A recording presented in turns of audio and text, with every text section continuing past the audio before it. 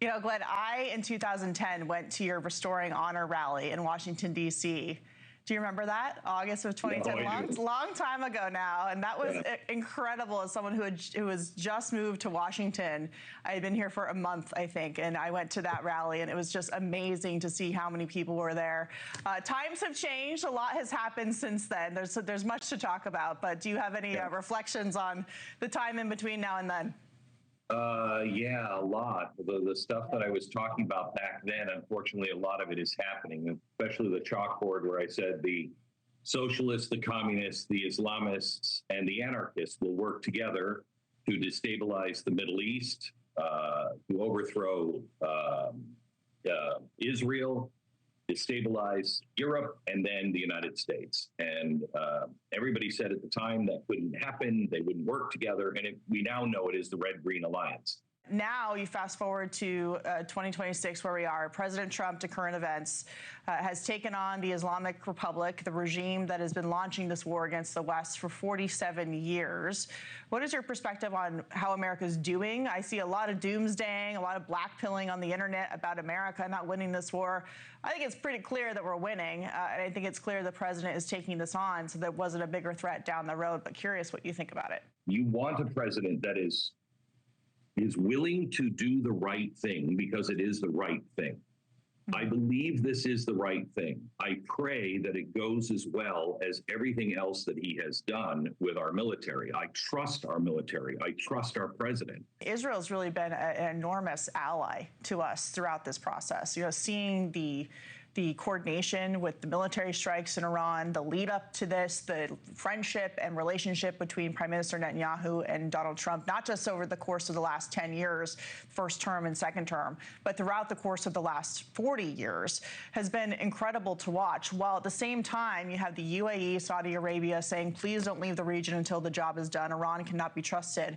But then, as you mentioned, you have countries like the UK, France completely failing to uphold even a type of relationship on this in words, not to mention actions. Because the UAE and Saudi Arabia, they have control of their radical Islamists. They have control of them.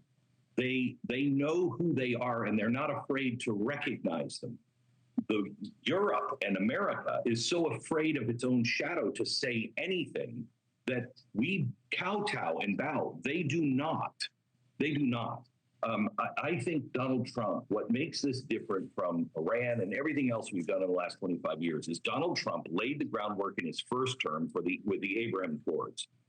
Then he came back with his meeting of peacemakers in Egypt, and he has laid out a plan so we can get out of the Middle East and they can take control. When he said today or yesterday that maybe they should pay for this, maybe we should get some oil and you should pay for what we've just done, and he's discouraging but not counting out, maybe you should fly your own planes. What he's doing is he's withdrawing us from Europe and he's withdrawing us from the Middle East and saying, you people in your own areas need to take care of your own countries.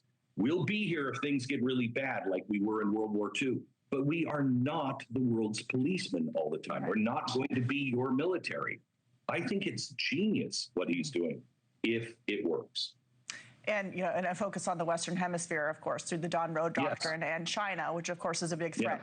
Before you go, we're heading into Easter, of course, and Passover. The Pope is getting involved here. He's been very vocal about President Trump's military operations in Iran and implied that God would reject the president's prayers. Not sure if you've seen what he has been saying, but just your reaction to that. I don't think God rejects anybody's prayers, and I don't want to bash anybody's religion. I love the Catholic faith. I grew up in it. My family is Catholic. But I think the Pope is wrong on this. This is similar to what Abraham Lincoln said. Both the North and the South, we are both praying to the same God. We're both having services and saying prayers, give us victory. How is this going to work out? I don't know. But God is just, and he'll work it out. He did in the Civil War. He'll work it out this time.